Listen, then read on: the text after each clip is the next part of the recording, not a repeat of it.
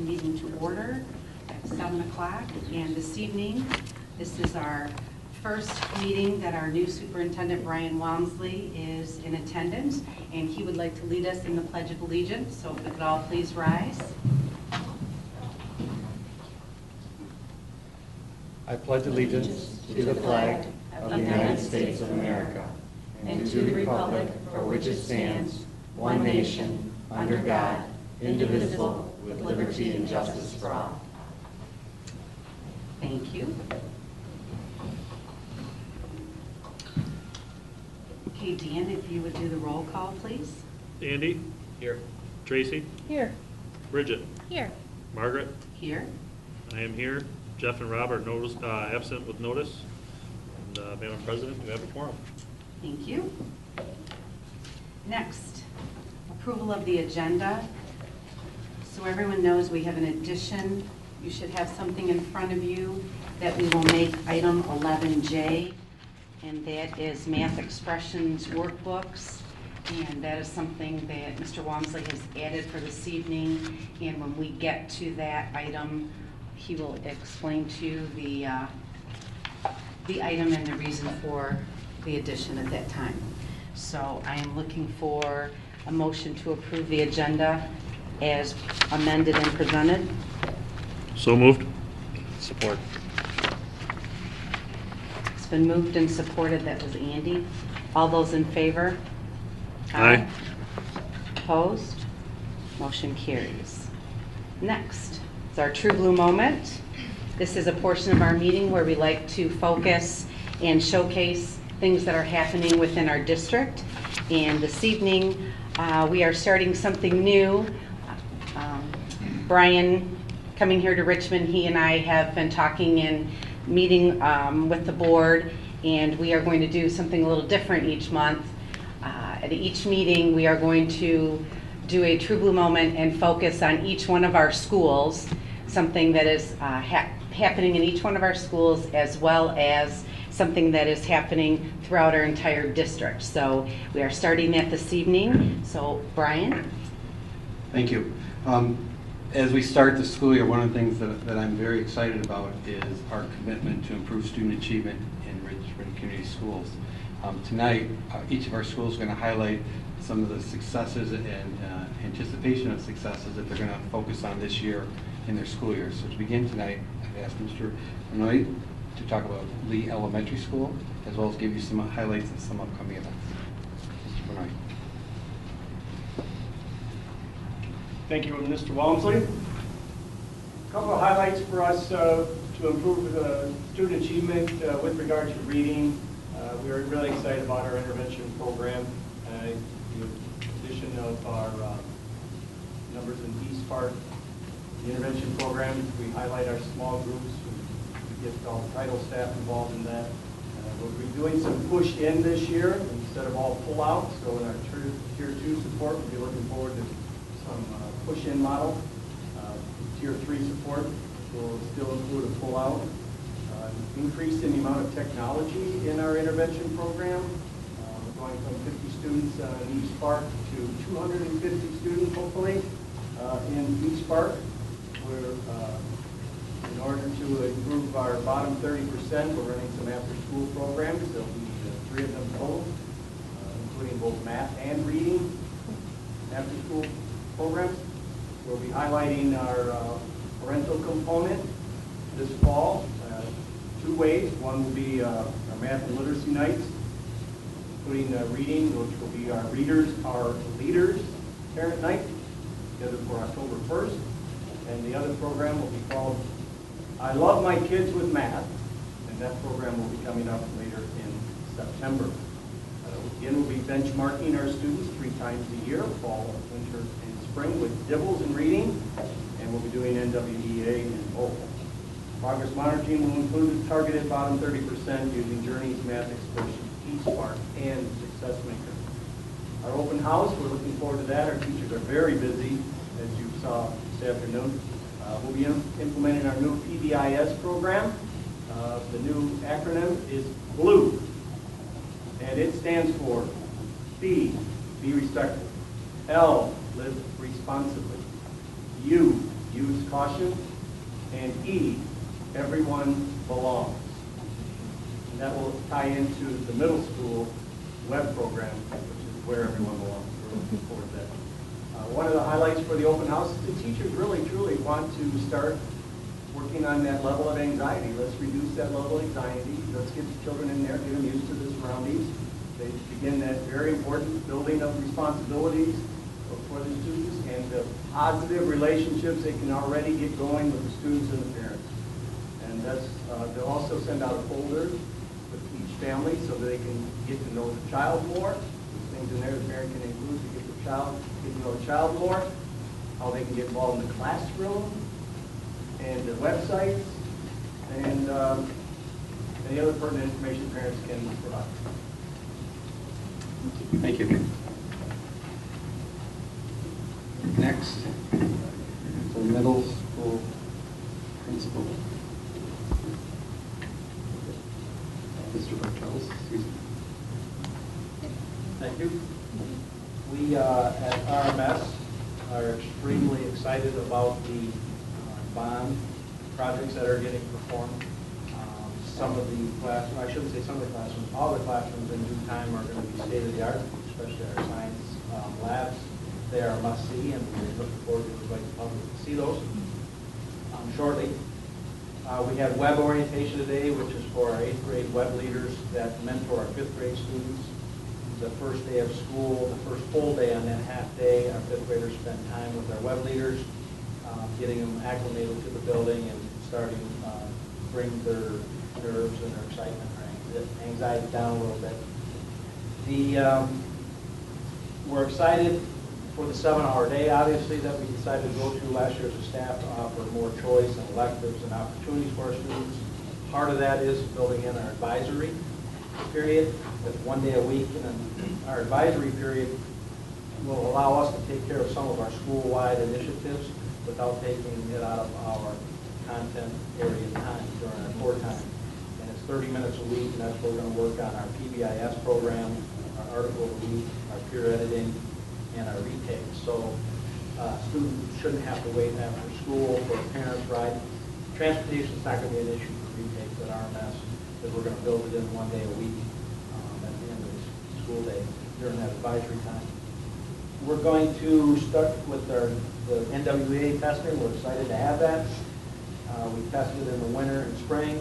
Now this year our goal is fall, winter, spring, so we can progress monitor. But part of that progress monitoring, and I know Anthony's going to talk about it a little bit in more detail, is we want students with teachers, with parents to to predict or monitor their growth and set goals so they have accountability in all the data. We've been doing data for a long time now.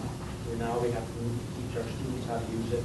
We're going to do it in science, reading comprehension, grammar, and mathematics. We're going to break out our school-wide writing initiative, and our ELA department has been working on a rubric and how are they going to teach our teachers, because not everyone's a language arts teacher. So during some of our professional development staff meetings, we're going to train the teachers. We're going to use a common rubric, and students will write. Each core teacher will have a writing assignment every quarter, and then one per semester for specialist teachers that are a semester long, and then the quarter classes, which are our wheels for our younger kids, will also be one a quarter. So by the end of the year, our kids will have written 28 essays. And then lastly, our article of the week. We're going to build that into our advisory time, our social studies and language arts programs, teachers. Social studies and language arts go hand in hand. It's reading informational text, and it's being able to use that information for arguments, parent contrast, cause and effect, so on and so forth, and summarize. Very important. And the articles are going to be 5 through 8. So we understand that they're going to be a little difficult for our 5th graders, but our teachers are very good at adapting that down to their level and modifying it. But it's going to be the same article, and we're going to teach comprehension through our advisory program, as well as in each hour, because literacy needs to be in every classroom. Our open house is Tuesday, September 9th, from 6 to 7:30. It starts in the gymnasium with an overview from myself. Ms. Mr. Walmsley is going to give a welcome or an introduction, as well as invite any school board member who wants to be there. And if you want Mrs. Telephone to speak, it's up to you guys. You guys are welcome. 6 to 6:30 is the overview. It doesn't have to last that long. And then, because the sooner we get the kids and the parents into the classroom, that's what it's about. So I'm the teacher, not listening to Mr. Bartels. And then we're going to get in those classrooms so that they can get the year going by meeting those teachers. Great time of year, lots of great things going on, and my favorite time of year because right now everyone's on EV. Thank you. Thank you. Thank you. Ms. Michon, for our high school report. Good evening. We can hear you. We can hear you. Okay. Richmond High School has 5 goals in our school improvement plan. We have 1 goal for each core academic area: reading, writing, math, science, and social studies. Each goal has 3 tiers. Tier 1, every student is receiving instruction in every core academic area. Tier 2, individual students are getting individualized instruction in the classroom. And Tier 3, students are receiving individualized instruction outside of the regular classroom setting. Our Tier 1 interventions include our reading. We are continuing to use our reading apprenticeship instructional strategies that all the staff has been trained in. These are things such as jigsaws, share and clear, guided highlight. They're all instructional activities that are based upon students' engagement, and we use them daily by all the staff in our building. Our writing goal is using the close and critical reading and writing portion of it. Monthly in every classroom, students are given an article to read, and then they have a written writing response to it. In our math, when we evaluated our testing last year, we looked at our MME and ACT, we found that we were weak in pre-algebra skills. So starting last year, and we will continue on this year, every teacher once a week has a pre-algebra warm-up activity to keep those warm-up skills, those pre-algebra skills current and get them so that we can remember. Hopefully that will help us improve that. In our science and social studies area, we had the same issue. We found that our students, again, looking at the data, we're having problems with charts, graphs, how to interpret it, how to analyze it. So we are now doing, again, all the staff, once a month, they have an activity that revolves around using charts, graphs, and things like that. Our Tier 2 interventions is our goal for all of our goals is differentiating instruction. We have done some of that. Last year we started with our NWEA testing. That provided us with some knowledge about kids in a certain classroom that all might have some same concerns. So we are going to continue to use that data this year, continue to find out who these students are, and do some more differentiating instruction.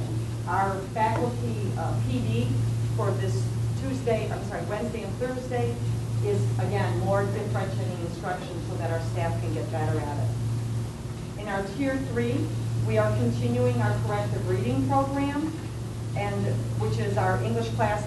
Those students have an English class, and then they have a second class to help them with their reading, to bring their reading level up to a 9th grade. In both our writing and our math areas, we are doing after-school programs, again, to help our students improve in those areas.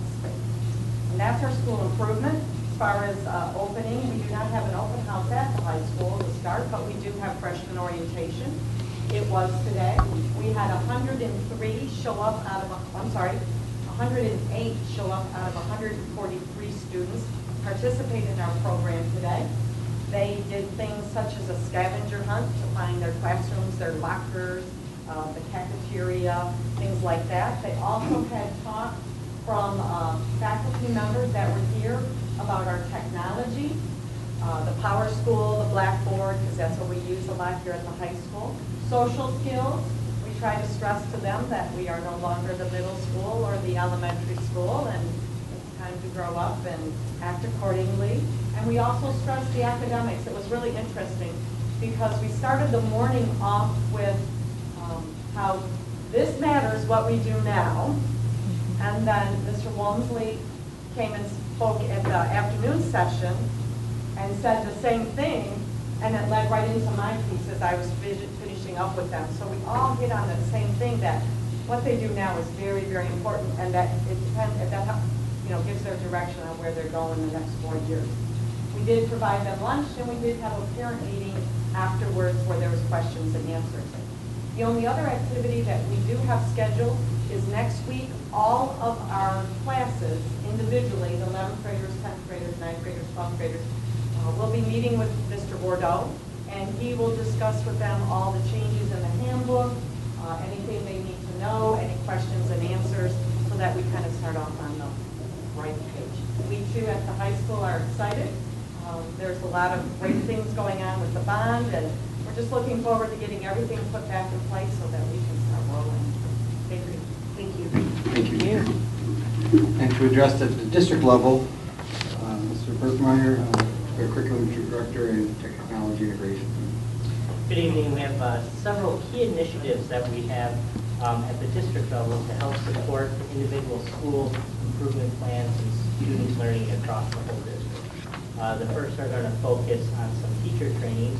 One of the key initiatives from the county and we're going to start participating is training teachers in classroom instruction that works, which is a key model of best practices for teachers.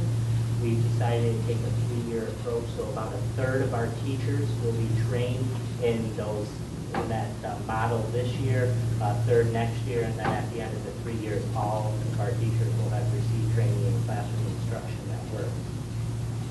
We also had teachers come in over the summer to learn about the new technology that we're getting in the classroom. The technology is going to help engage our students in the classroom, but we want to make sure that our teachers are excited and know how to use that technology. So we have adopted the model of coaches within the building. Those trainers will be going through a camp throughout the school year and will help design the training for the rest of the teachers to make sure that they're all comfortable. And it provides experts within each building so that when a teacher has an issue or they want to try something new, they can talk to one of their coworkers to figure out the best way to work with that technology. We also have a continuation of our multi-tiered systems of support, or MTSS, to make sure that we're reaching all students in the classroom and that everyone can get the best learning out of Richmond Community Schools. And lastly, and something that we're very proud of, as they mentioned at the middle school, all schools will be working with student data conferencing and goal setting based on our NWA scores. As we continue to use NWA to benchmark past our students and see how we are doing, we want our students to really have a grasp of what that score means to them personally and set goals with their teacher so they know how they can improve, and we can differentiate that instruction to help push each student in their own goals. Thank you. Thank you. Just to conclude here, part of the reason why I asked them to present their school improvement plans and some of the highlights, on September 1st, we have to submit them by September 1st to the state. Part of it is my philosophy that it is all of our responsibility in the organization that all kids learn, and I've used the phrase with staff as well as the community, a guaranteed learning. And as you can see by the school improvement plans, each of the buildings has a structure in place to ensure that kids are learning and where they're coming to us at, regardless of the background, regardless of their skill set and ability. It's our goal to teach them and move them as far as we can. So with that, I turn it back over to you. Thank you. Next, our bond update. Back to you, Mr. Walmsley. Bond update. If you have not seen our website or have not liked our Facebook page, I would encourage you to do so. We have currently over 6,000 people that our Facebook page has been reaching and growing each day.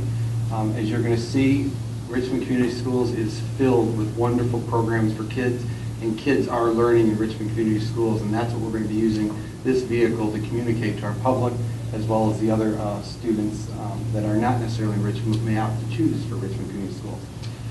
So I'm going to take you to the this week, which has only been 2 days. We've already got 49 new likes on our page. So So let's start with the technology here.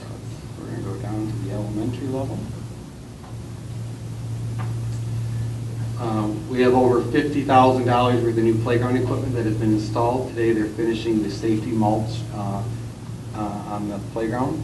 So you're going to see some of the structures. These were actually taken on Friday and this weekend, so they may be different than what it looks like now. This is going to be a phenomenal tool that kids are going to love at the elementary. I've already tested it out, and it works. You propel, excuse me, and you actually get lifted off the ground and come back down. So it's almost like you're going into space. So it is made, 10 adults can go on that at one time. So we have some, I haven't tried that with 10 adults yet, but I got possibly 8. I was just going to say, September board meeting. Right? In our 2 to 5-year-old section, we have some standalone equipment. This is a musical instrument. We've got again, you see some caution tape because the new the mulch wasn't laid down yet. A new car that's handicap accessible for students with disabilities or special needs. There's a Dragonfly program. It's a different viewpoint from it. It is really impressive when you look at it. In the elementary school, the main office has new carpet, been repainted, got some new features. Media center is up and running and ready for books. Brand new carpet. In the back of the media center will be a second computer lab that students will have access to. The hallway down the main 100 hallway, I think it's the 200 hallway, is that correct, Mr. Bonet? The 200 hallway on the other side? It's a drywall, new drywall's been placed, new doors have been put up there. New drinking fountains have been installed. The new heating units throughout the district are being put in place as we speak. The elementary is finished, which will be much more energy efficient and reliable, especially if we're expecting another cold winter, which they're predicting according to the Farmer's Almanac. Another security access door down our early childhood wing. On the door frame will be 2 doors. Those doors are arriving this week. We have another entranceway that kind of seals off, if you will, the early childhood wing from the regular, or the K-5 part of the building. These doors will not be locked, but they'll be access doors. This is an example of some of the new sinks and drinking fountains that have been installed in the classrooms. This is rough because it completely looks different today, but it's been a new tile, brand new painted tile, brand new floor, new bathroom installed, new fixtures, etc. It's completely different as we did the tour earlier today. Again, this is just a snapshot of the drywall. It changes the look of that hallway. Again, there'll be new doors on each of the classrooms.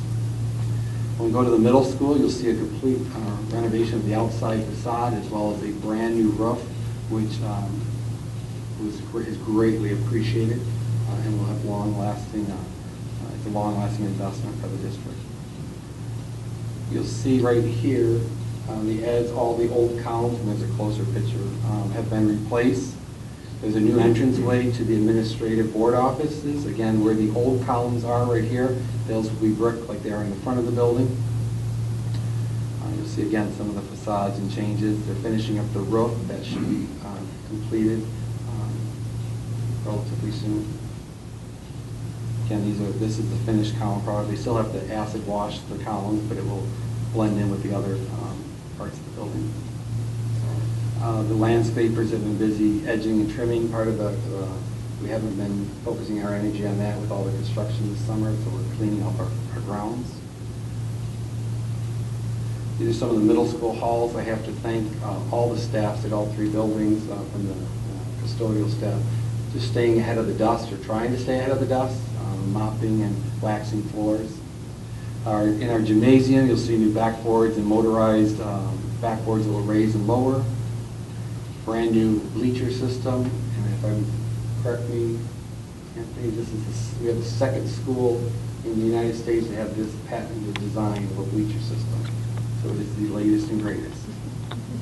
I think one of the posts I said is they're very comfortable, but You're really not going to be sitting much because we're going to be cheering on the Blue Devils. New heating and cooling units in the gymnasium. There's 4 of them throughout it.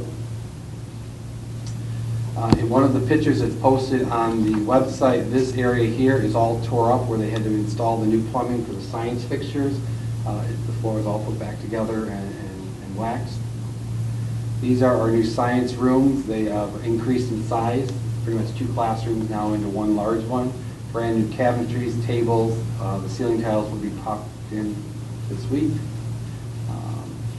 New whiteboards, technology, wiring has been put in place. This is truly state-of-the-art when it's going to be finished. This will be the envy of, if you're a science teacher in Macomb County, St. Clair County, you will envy these classrooms.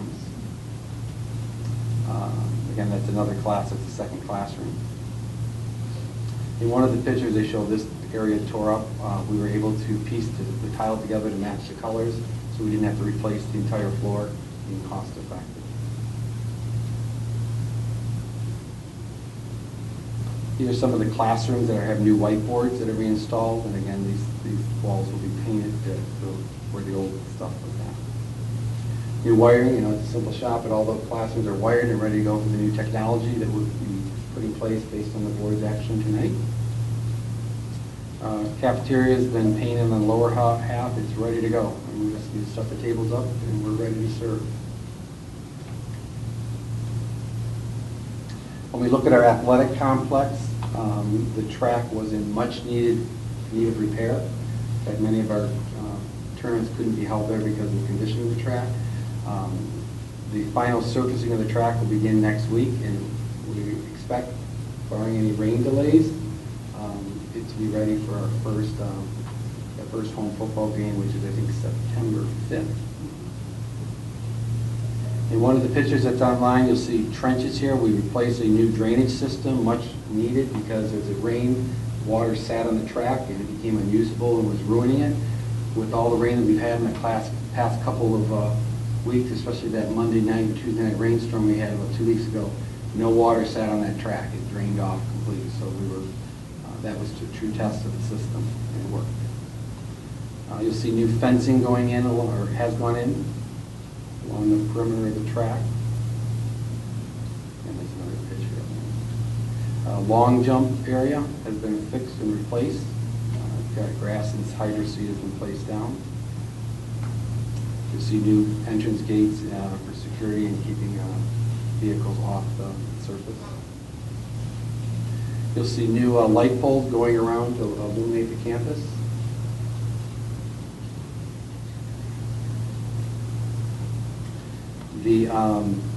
This is the brand new computer lab at Lee Elementary School. Those are all brand new computers purchased with the bond dollars. As you see on the other side, it's still a work in progress, but that will actually be a computer lab set up for 36 stations on the other side of the wall. We renovated these, or we reorganized furniture in these 2 rooms to become multi-purpose room, to be multifunctional. This is where we're at right now, changing the scenery. This will actually be used for the professional development on Wednesday and Thursday for secondary staff. That's correct. So look at seating for about 40, 50 people. For secondary staff, 60-ish people. Right now, there's seating here, I think, for 40 people comfortably.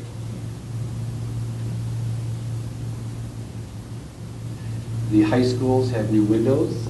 They are all complete and caulked and so forth. It brings a tremendous amount of natural light into the classroom. You'll see some of the areas that they have put new ventilations for the univent. Those will be acid washed to clean that up. A lot of new windows. These are emergency egress windows. Courtyard behind us. This is one of the univents in the classrooms that are being put in. The high school and middle school are being finished up this week in terms of the final connections. So you walked in the high school, you saw a new entranceway or a new wall. A new window that will be painted Richmond blue. You'll see a lot of the hallways, etc. have been, there's some painting that still needs to be completed, new drinking fountains. in the hallways, but we are ready. We're getting there. There's an example of new drinking fountains, fixtures in the restroom, etc. I did not take pictures of the restroom, so I apologize. This is just a snapshot of our gym. There was nothing major improvements there. Just it's ready to go. We have a beautiful facility that our community has been supportive of in providing us. Our cafeteria is ready to go to serve students breakfast and lunch. And our wall, what you see here on the top is all the tiles. Some of the tiles are still open as they're finalizing the piping and the gas lines and the electrical lines that will go out to the new addition, which is scheduled to be completed for second semester. And finally, the scoreboard and field goals have been painted to finish up the. One of the things that we're investing in is looking at a turnstile gate that will allow people to walk through and get into the track to use after hours, but it will not allow you to use bikes or mopeds or anything on the track to ruin it, to become more of a community access facility. With that, that gives you a snapshot of the bond, and we will be ready to open for September 2nd. Excellent, thank you. Next is the portion of our meeting that is public comments. That is the part if there is, and thank you. If there is anyone in the audience who would like to address the board, we just ask that you come up to the podium, give us your name, and if there is something that you have for us that we can answer for you, there should be a card up there, Terry, correct?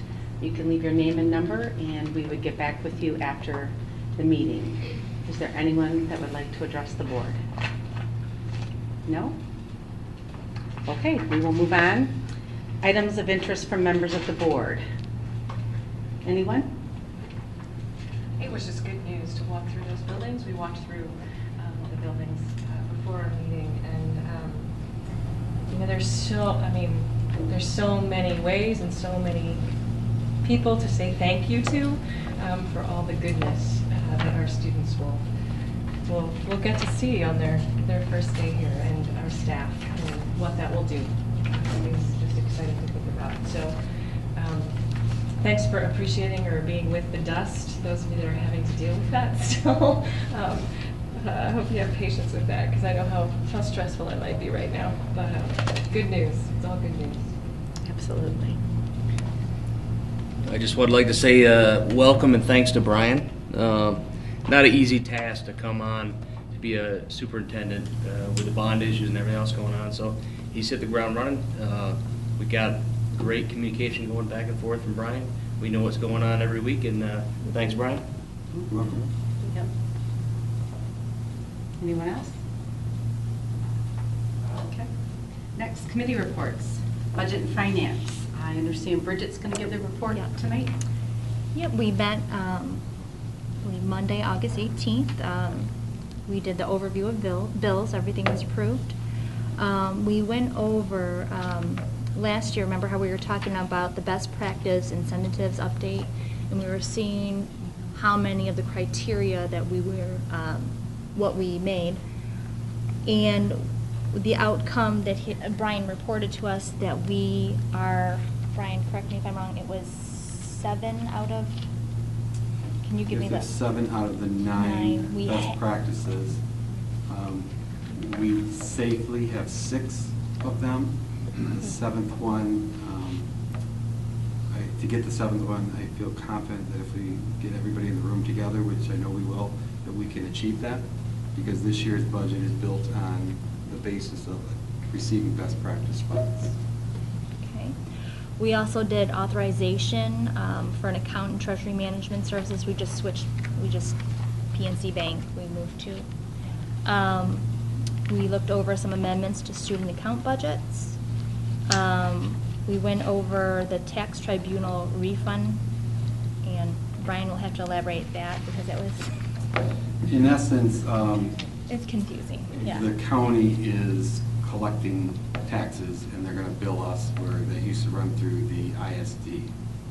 And so now all the school districts are asked to enter into an agreement with the county that they can collect them on behalf of the citizens of Macomb County. and then they'll issue from them and then bill the district, or refund the district for that matter. And then the last item on our agenda, we talked about proposing the 2014-15 field trip transportation rates. So it's a more cohesive figure throughout elementary for all kids. So I don't know if we're going to be talking about that later today. Yep. So you'll find out more information. And that was it. Regarding the best practices, there are 3 that until we get clarification from the state in terms of what their interpretation of that is, the 3 that I don't know if we're going to qualify. One is that we have in our contracts, and based on evaluation, your raise, and I don't have it in front of me, is a significant merit pay, is a significant portion of that piece based on your evaluation. The second one is a comprehensive guidance and counseling program, which when you look at the state guidance and counseling program that they recommend, it includes a K-12 perspective, and that you're doing lessons with kids on various topics at each of the different grade levels. And the third one was we issue Spanish credit for students that take a world language class between kindergarten and 8th grade, and if they complete that, we can issue them a credit before they enter high school. When the state was pushing for world languages several years ago, they had a minimum requirement that you had to issue a credit, which in essence was at the elementary school, students had to be receiving Spanish instruction 3 to 5 basically times a week to get the total number of minutes that would be needed to issue a credit. I don't know of a public school district in the state of Michigan that does that. But if the state uses that model as the best practice, we would not qualify under that guideline. So we have some time before we have to issue a resolution, submit it, but you can be guaranteed that I will be working my tail off to get every dollar for this district. And that's why I said if we can get the right people in the room, I think we're all looking for the best interest of the district, and we can figure this out. Okay. Does anybody have any other questions about their report? No? Okay, thank you, Bridget. And Dan, thank you for attending the meeting for me as well. Next, approval of consent agenda items. Terry, do you have closed session minutes to pass out?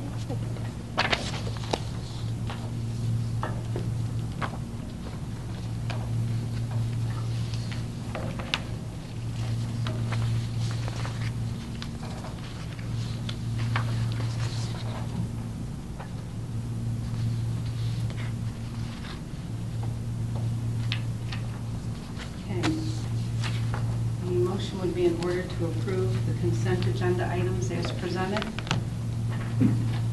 So moved. Second. Moved and supported. Any discussion? Would you like to introduce, as part of the consent, or the personnel, would you like to introduce the... Absolutely, I would love to introduce our new staff members. In the personnel report, you'll see regrettably, we have 3 teachers that have resigned from the district, though they will be missed and lost. The new additions are a phenomenal asset, or a phenomenal, they're phenomenal, I'll just say it that way. Let me start with Rebecca Weber. Rebecca is teaching at the IAM. The International Academy of Macomb is a consortium program which we have students that qualify and actually attend the International Academy of Macomb. They contacted us about having one of our Richmond teachers teach in the program. So though Rebecca will not be officially located here, she's part of the Richmond Education Association. So Rebecca, I welcome you. She teaches chemistry at the IAM, so welcome. Stacy Newman.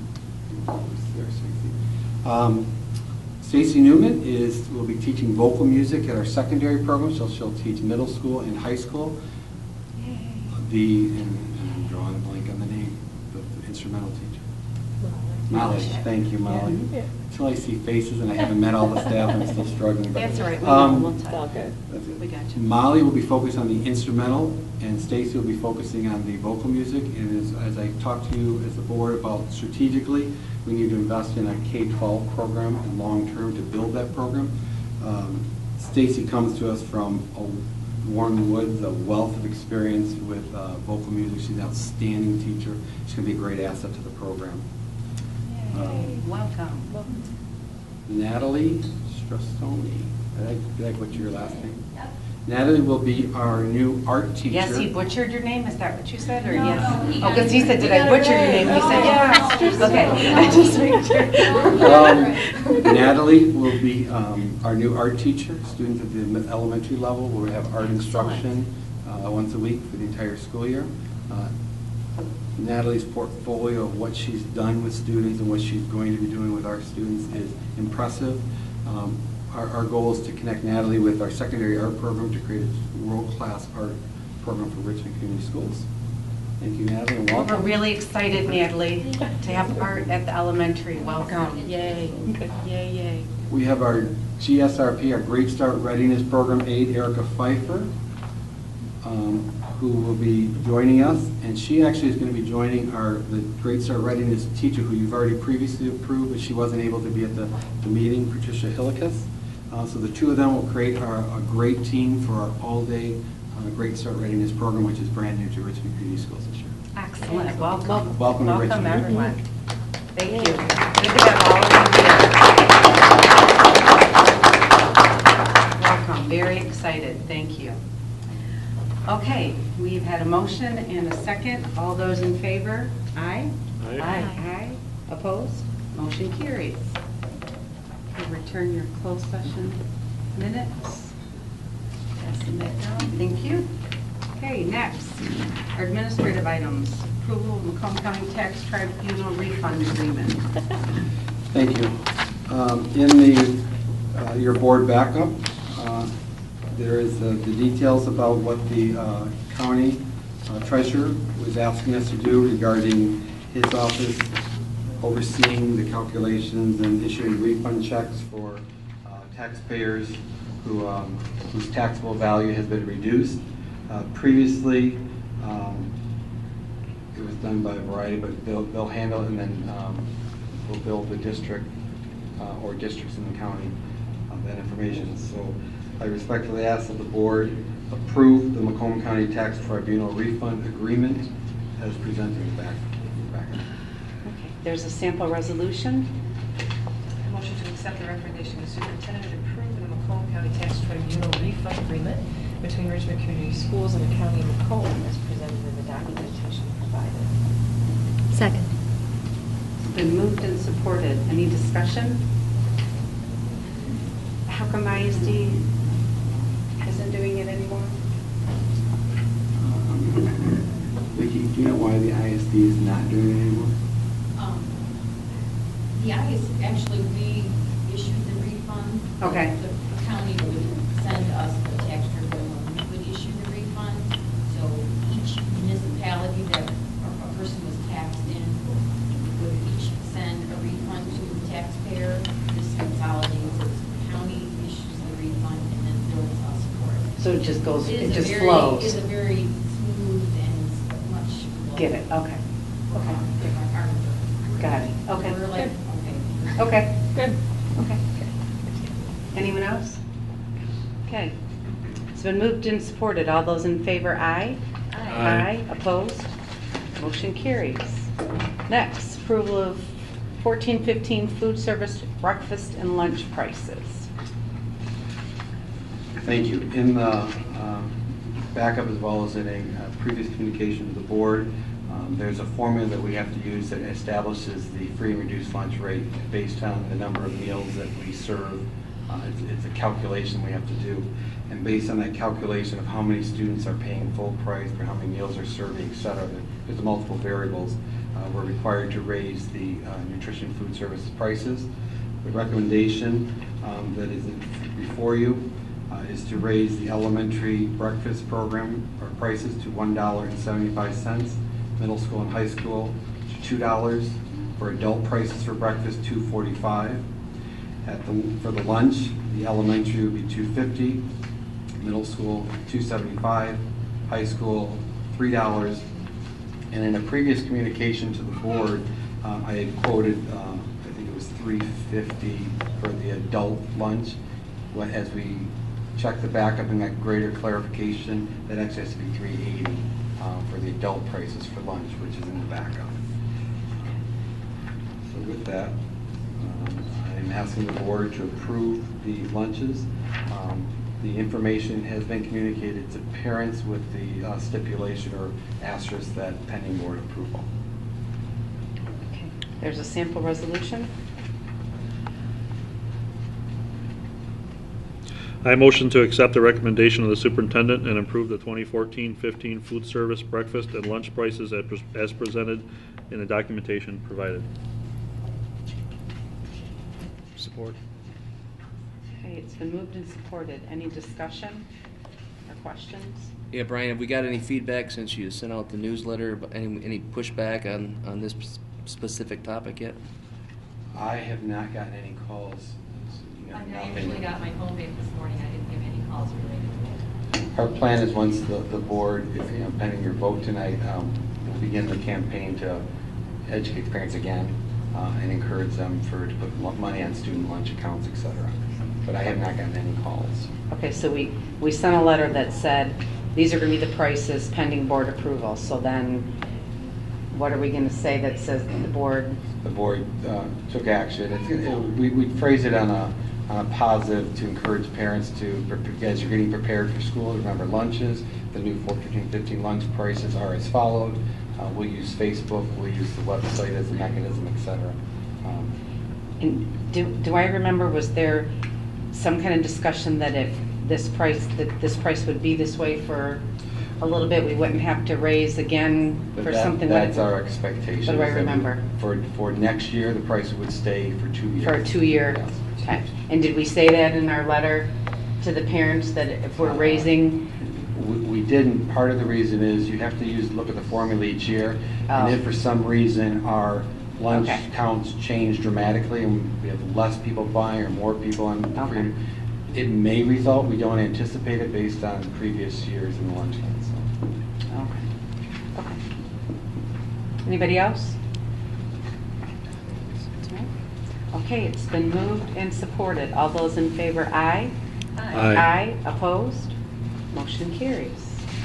Next, approval of 14-15 transportation rates for field trips. Mr. Walmsley. We've looked at several different rates to be so that we can ensure that students are being charged the appropriate amount when they go on field trips. For instance, going to the apple orchard or the zoo or museum. And looking at our cost reports that we submit to the state from transportation, there were 2 ways we could look at this: as a flat per mile rate or a flat per mile rate as well as an hourly rate for the driver. I'm recommending we use the per mile rate as the simplest form for people to calculate a cost. So in other words, if I'm a teacher and I'm looking to go to the Detroit Zoo, to get a ballpark figure of the cost, I could estimate how many miles it is from Richmond to Detroit Zoo and back, multiply by the $4.05, which would be the rate that I'm requesting, and that would give you an estimated cost for the field trip. It's a very simple process, and based on our transportation report, it would cover our expenses for that field trip. In some of the backup that I provided the Finance Committee, I appreciate Vicki for providing this to me. There's some, depending on the trips, there's some trips that cost a little more than others based on our old rate of a flat $40 an hour, regardless of the miles and so forth. So those trips that are local would cost less. Those trips that are farther would cost more. So I am recommending the $4.05 per mile. I motion to accept the recommendation of the superintendent and approve the 2014-15 field trip transportation rates for field trips at $4.05 per mile as presented in the documentation. Is that Bridget? It's been moved and supported. Is there any discussion? It just seems like the common sense thing to do. Well, then nobody has to wonder. Mm-hmm. And then it's all the same all the way around. It's all the same. Yeah, Right. so it's just really important and consistent. Okay, it's been moved and supported. All those in favor, aye. Aye. Aye. Opposed? Motion carries. Next, approval of contract for musical instruments. Brian? Thank you. As part of the bond, the promise we made to voters, is one of the pieces in the bond is the purchase of musical instruments for our instrumental music program. Knowing our 2 teachers that are in the program, I see a lot of crossover in utilization of these instruments. And in the backup, you'll see there were 3 vendors that bid on the musical instruments: Port Huron Music Center, Marshall's Music, and Woodwind and Brass. So I'm asking the Board of Education to approve a contract with Port Huron Music, who was the lowest bidder, and in your backup you'll see the bid packet by item, for approval of up to $55,000 to purchase musical instruments. The list that was put in the bid packet that went out was designed or written by the music teachers of the most needed instruments to replace. So there was a needs assessment done. Pending your approval, we'll work with the music teachers as well as the building principals to begin ordering those materials and instruments. Okay, I motion to accept the recommendation of the superintendent and award a contract for the musical instruments from Port Huron Music Center for a total not to exceed of $55,000, for which funding from the 2013 voter-approved bond is authorized as presented in the attached documentation. Second.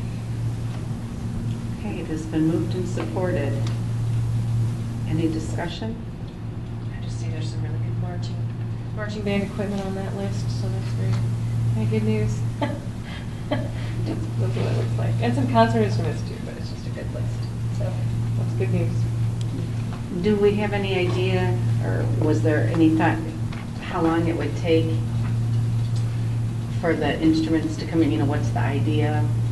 In the bid, we asked that to be here within 2 weeks after the board. There are some instruments that they will not because they have to make them, and they don't usually keep them in stock in the music, any of the music firms. So I would say reasonably by the end of September they should all be here. Based on past experiences of purchasing musical instruments, there's nothing that's unique or out of the ordinary in that list. I think 2 Port Huron Music Centers have been, I think, they're the ones that service our instruments, and they're the ones that come do all the service with the instruments too, so that's just helpful to have. They're the ones who are providing it, and then they'll be the ones to service it too. That's a good goal. Okay, it has been moved and supported. I'll do a roll call vote. Tracy? Aye. Bridget? Aye. Andy? Aye. Dan? Aye. And I vote aye. Motion carries. Next, approval of contract for classroom presentation equipment.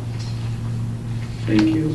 Here tonight, I have Brandon Julian from Convergent Technology Partner. He has been working with the district in terms of identifying the equipment for our new interactive classroom technology for the secondary as well as the sound systems, etc. So we had 4 vendors that bid on the project: Digital Age Technologies, VCC Technology for Teachers, Tyranny, and ICOM Corporation. After analysis of the bids, it was a recommendation by Convergence as well as my concurrence to go with DAT, which is Digital Age Technology, for a total purchase of $235,000 for classroom technology. Our classrooms are wired and ready to go to receive this technology. It is within the budget of what we have purchased so far in technology from the entire technology purchase of the bond. So in your packet, you have the backup for each of the vendors who bid, as well as from DAT.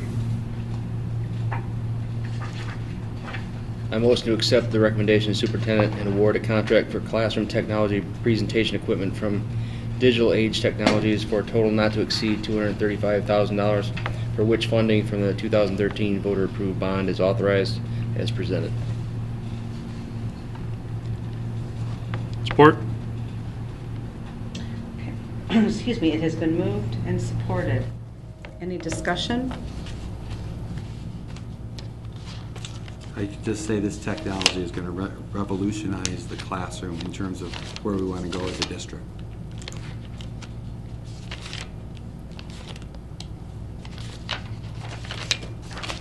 I see it also comes with training for the staff also. Yes, thank you.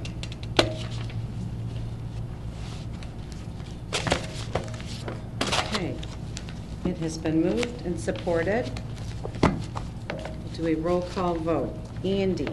Aye. Dan. Aye. Tracy. Aye. Bridget. Aye. And I vote aye. Motion carries. Thank you for this handy dandy new little form that I got here. This is good, thank you. Next, approval of contract renewal for Michigan Educational Transportation Services. In your backup, you'll see that back in 2012, the district opted to use METS, Michigan Educational Transportation Services, to begin hiring or utilizing personnel they're hired through METS to operate our buses. At the end of last school year, the contract expired with the option to extend the contract for an additional 3 years in 1-year increments. The only change in the contract from the original to what's currently before you is the state of Michigan and drug testing that we do quarterly for employees, the cost has increased.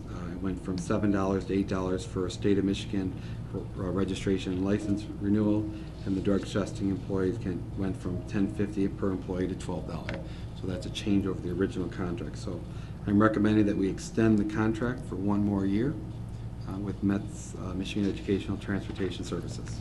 And just so everyone knows, this was something that Brian could have done, because in the initial contract, he could extend this on his own anyways, but he and I talked, and because him coming in new and most of sitting at the table were not part of this METS contract and everything, I said, why don't we just put it on the agenda so that everyone understands exactly what we're doing, and that we are going to extend it for another year so that everybody knows what was happening. So that's why it's on here. But in reality, he could have just extended it another year. But in case it came up, that I wanted everyone to know this is what we were doing.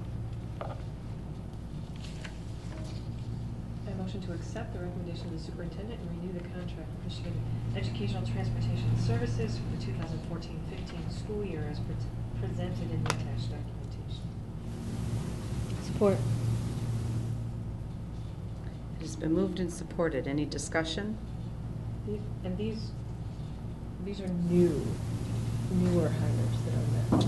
Yes, Not all- any new hire in the transportation department. So we have staff that have moved from the food service department into transportation. They still are Richmond employees. Okay. These are vacancies in transportation that we have to hire from the outside. Right. They go Okay. through METS. I guess the only question I had is, in looking at the backup data, I just want to make sure, is this a new agreement with additional years, or is this an additional option year? It's an additional option year, so the contract expires June 30, 2015. And we have the option that if we want to continue it, we can go another 1 year, and then we can continue it another to 16, and then we can continue it another to 17. It's to June 30, 2017, we cannot renew the contract anymore. We'd have to set a new contract. Okay, and the reason why I was asking, is there any reason to enter in a new contract and try to lock in rates for a longer term, or do you think these rates are reasonable based on recent history? I think the rates are reasonable. One of the things that I have committed to the board in October, my 90-day entry plan, is to look at each department, to look at the cost effectiveness of this. Understanding the closest we are to school, that's why I brought it to renew it for 1 year, with the option that we need to look from a bigger picture. as a district, whether we want to continue the contract or look at it starting over as a new contract and new parameters. Okay, I just want transparency so we're on the same page. I would say it's not an automatic that I'm going to renew it next year without doing some type of cost analysis and benefit of why this contract. It just came to my attention really at the beginning of August that the contract was expired in June. So, Yeah. Based on the increase, it doesn't look like that it's unreasonable. So, no. all right, thanks. Anyone else? Okay, it has been moved and supported. All those in favor, aye. Aye. Opposed? Aye. Opposed? Motion carries. Next, approval of contract amendment for 2 central office employees. As I began the position, I looked at each of the contracts for all administrators, and we found some anomalies that happened this coming school year. In the backup, there are actually 27 pays for many of our administrators. They have their checks spread out over the year. That is not an action that I need the board to take. It's just their pay will be divided over 27. However, there were two central office employees where their pay was based on 260 days. And in the attachment calendar that you received, I think a couple weeks ago in the communication, Yep. there's actually 261 days. So my recommendation is that for the next coming school year, those 2 employees, their contract is based on 261, which we will reset back to 260 the following year when it goes back to 260. You'll see in the backup, there's a budget implication with additional daily rates for each one of those employees and the appropriate FICA and retirement that is attached. So I am requesting that we amend the contract for those 2 central office employees to reflect the 261 days. I motion to accept the recommendation of the superintendent and amend the contracts of the 2 central office employees as presented. Support. Okay, it has been moved and supported. Any discussion?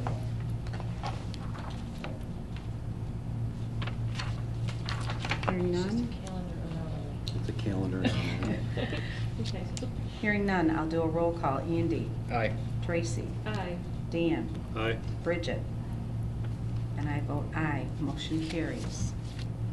Next, approval of amendment to the student parent handbook. Back in June, when the second reading for the amendment of the Student Code of Conduct was proposed to the board, this portion was tabled to come back at a further date for clarification. In the backup, I provided you information from 2 email correspondence from the Michigan Department of Education School Nutrition Program Supervisor regarding the collection of what can and can't be charged. What's not allowable is student accounts that go in the negative. The food service fund cannot be used to collect bad debt from parents, collection agent fees, etc. So in taking the comments that were addressed last June with the board and during the discussion regarding this, I am proposing that the following language be entered into this as the new adopted language for the 14-15 student handbook regarding lunch prices and students that do not have funds. Although it is a primary responsibility of the parent and guardian to provide their children a lunch, whether it is brought from home or funds to purchase one, Richmond Community Schools will not refuse a student from receiving a lunch due to lack of funds. Students who do not bring a lunch from home or funds to purchase a lunch will be allowed up to 1 lunch credit, i.e. a negative balance, on their food service account and will be served the lunch entree for the day. Student accounts that continue to have a negative balance will be provided an alternative lunch and charged appropriately. The food service department will be responsible for collecting families with a negative balance. I'm going to explain that last sentence in just a minute. Richmond Community Schools' expectation for parents is to remit the funds on the next business day to clear up any negative balances on the student's food service account. Any and all negative balances have an adverse effect on the district's overall general fund and may result in the district seeking legal action.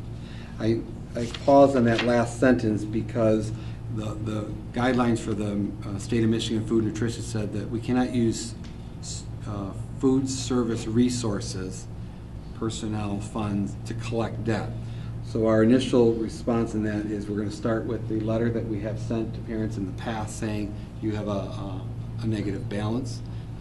Please clear it up. We're going to, I'll work with our food service director to craft that letter or maybe adjust that letter. We can use general fund employees to collect that. We just have to be cautious of that collection of those negative balances, because that can't be charged to the food service account. As I think in the second paragraph in the backup, it's an unallowable cost.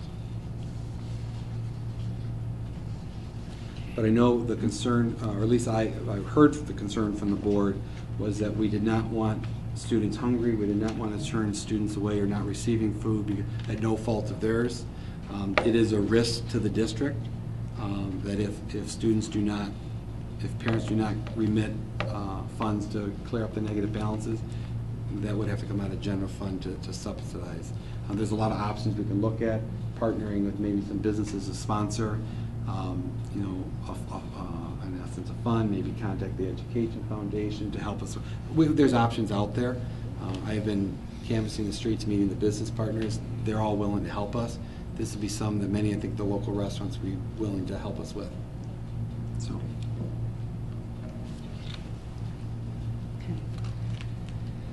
I motion to accept the recommendation of the superintendent of amend the food service section of the 2014-15 student parent handbook as read and supported by the documentation provided. Support. Support. Sorry, didn't hear you. It's been moved and supported. Any discussion? Yeah, I'm just wondering whether we should change the language in the last statement. Once it goes in the handbook, a parent reads the handbook, and it could appear that as soon as you have a negative balance, we're immediately taking legal action. So I would just recommend that we put some language in there that includes up to legal action, because we all know that the administration is going to have 15 different levels that they're going to go through before we do legal action. That's a last resort. So we may want to look at just tweaking that language a bit. I agree. I wish it said something a little softer. I get it. If needed.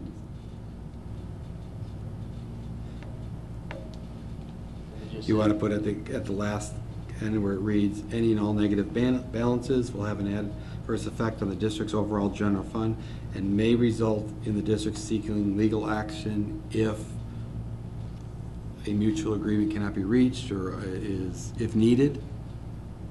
So it gives us the option that if that's the last resort, then that would be what we have to do. I think as long as it portrays that it's a last resort. I just don't want people to read it that they think our first step is we're going to take legal action, because that's certainly not the case, I don't believe. You know, our intent of this is, you know, we realize there may be families that there's an issue that we may have to work out something, payment plan, something, and their intent is to clear up the negative balance, and it's not to take legal action just as soon as they're negative. You're right. Realizing that any and all negative balances have an adverse effect on the district's overall general fund, this could result in the district being forced to take legal action, something like that, you know, something that says, you know, that puts it out there that, you know, just a softer way of saying we're going to sue you. Okay. If you don't pay. Well, I don't have a problem with the way it's written now, but I do see what you're saying, Andy, how it could be interpreted. I don't personally interpret it that way, but I could see how it could be, so whatever everyone would like, I'm fine with.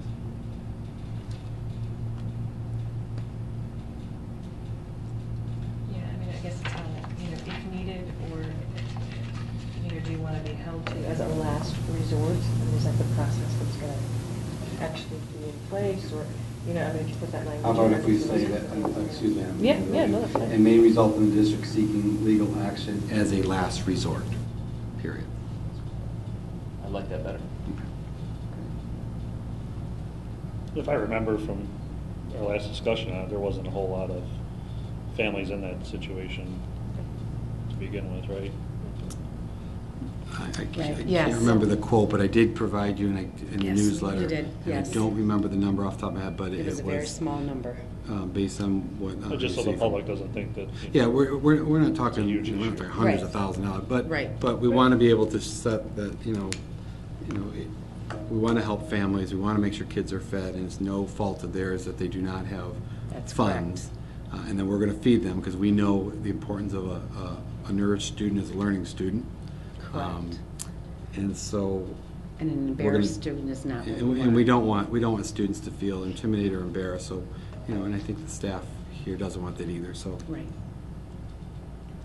So Brian, you got to tell us what it's going So to the say last for our sentence motion. would say, and all negative balances will have an adverse effect on the district's overall general fund and may result in the district seeking legal action as a last resort. Is that fair? Tracy and Bridget, that was your motion and your support? Yeah. Yeah, that's fine. Okay. That's fine. Okay.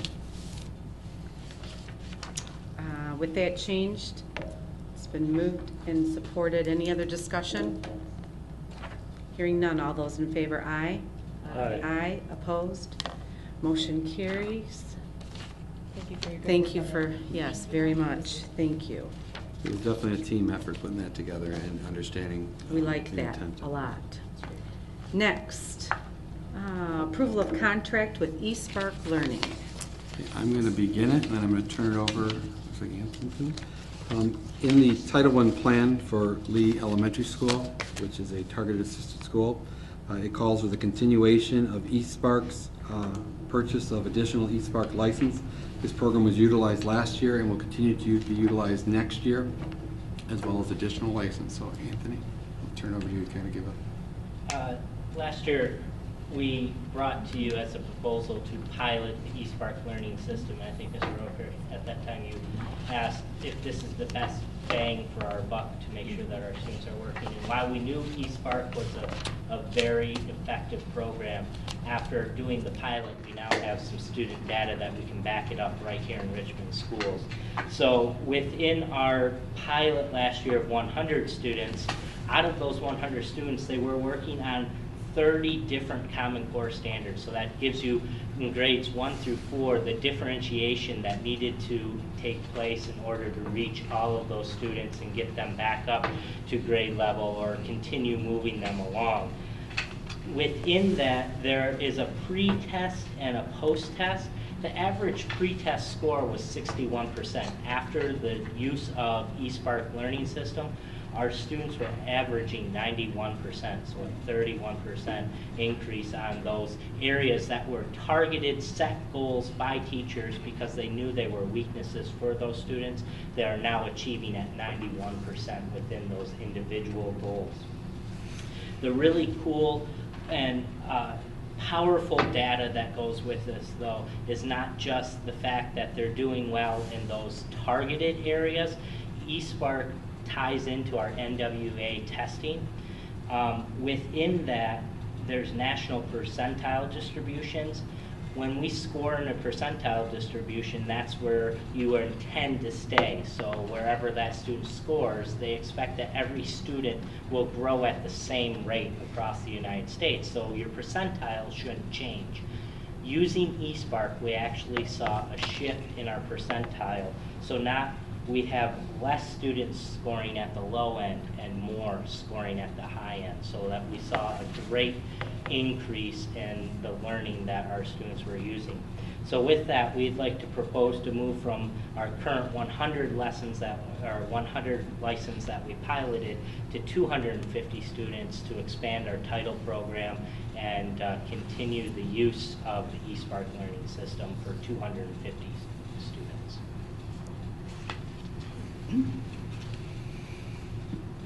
Thank you. I motion to accept the recommendation of the superintendent and approve the contract with eSpark Learning for a total not to exceed $48,250 with funding from the 2014-15 Title I grant is authorized and presented in the documentation provided. Support. Okay, it has been moved and supported. Any discussion? Yeah, Question? I got a few questions. I'm just trying to make sure that we all understand the difference between option A and option B. Obviously, it's 50 more licenses, but do we plan on using the additional 50 licenses? Are we going to be able to use all 250 at a time, or are we looking for a stretch goal? I know it's cheaper if you buy them up front, then you get return on investment the last 2 years. So, Our reason for going for option A over option B, we want to reach as many students as we can. We could easily put the whole school in East Park, but it is a Title I program, so we do have to use targeted students. We know that we can target 250 students easily, so we want to reach 250 students with the program. okay, thank you. Mr. Odekirk, one of the things that we are changing this year is I've had an opportunity to work with Mr. Burnett and Anthony Berkmeyer regarding the elementary special schedule. And we are changing it to structure uninterrupted language arts and math blocks where they'll get instruction in the classroom and then allow us to provide targeted intervention in addition to the regular classroom. So I believe, and I strongly believe that the staff there will be committed to using this time as a targeted intervention to be able to monitor our progress, or progress monitor our Title I program, to see the effectiveness of it and so forth, so we can do a program analysis by the end of the year. So changing the model of our specials will allow us to free up some time, if you will, of more targeted intervention for the people who will be implementing this program.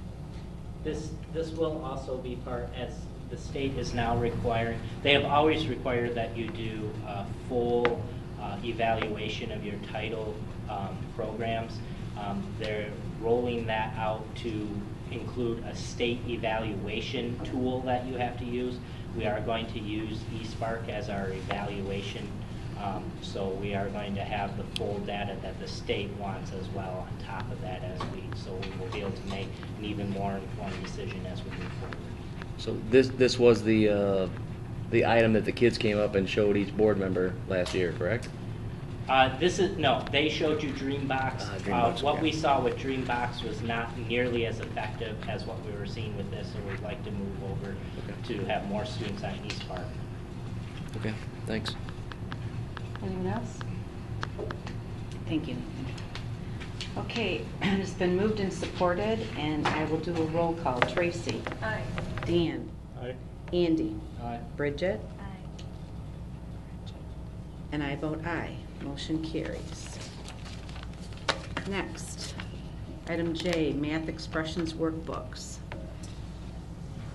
This item I'm requesting, and as well as you've added it to the agenda, part of what I've been working on in my transition plan is entering the district is looking at those annual orders that we do every year and what we do at board meetings.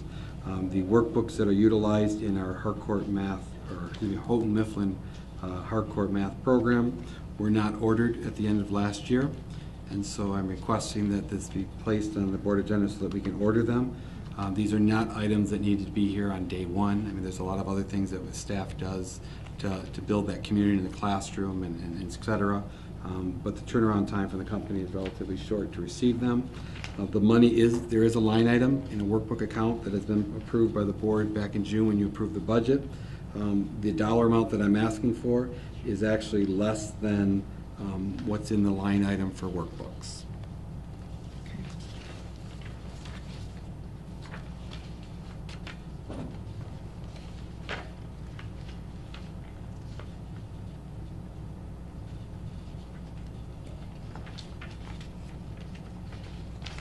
I motion to accept the recommendation of the superintendent and approve the purchase of math expression workbooks from Houghton Mifflin Harcourt for a total not to exceed $13,724.10 as presented in the documentation provided.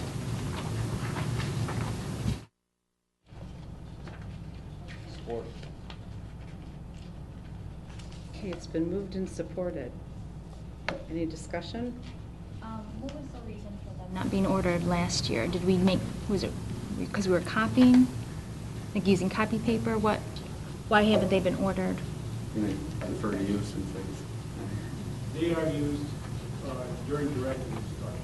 Okay. So as the teachers are using the smartboard to do their instruction, it's on the board, children are actually doing the exercise using their workbooks to go along with it. Were these books ordered? So We used them last year. We did. Oh, they So just, they did use them last year in the school. it was just for, We did not order them on an annual basis.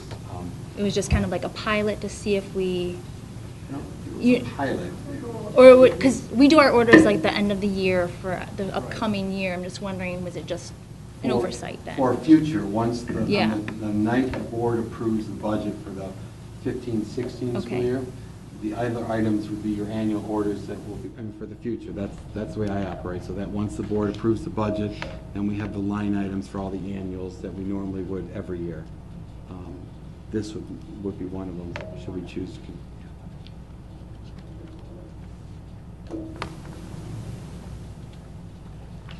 Anything else?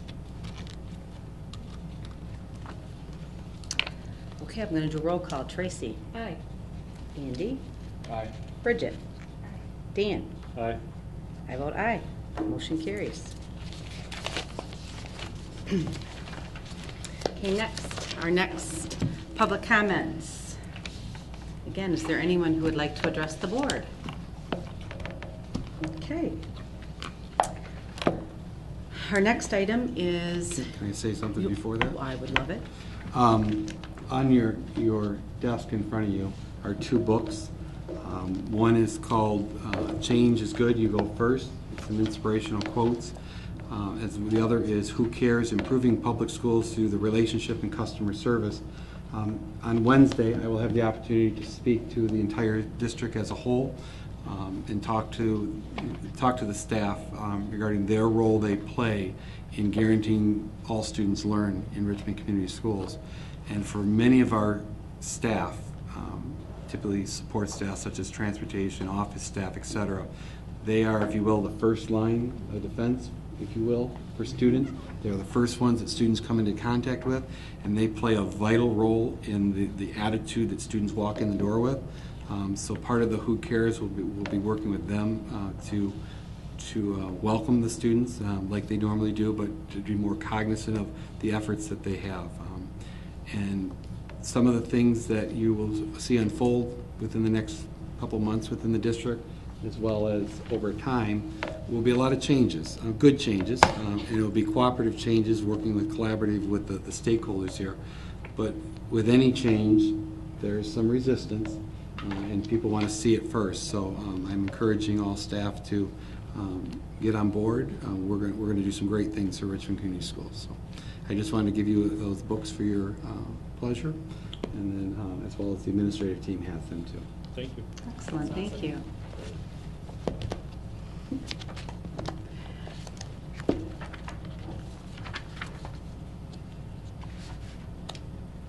Thank you, Brian. Good stuff, thank you. Okay, next, our next item is a closed session.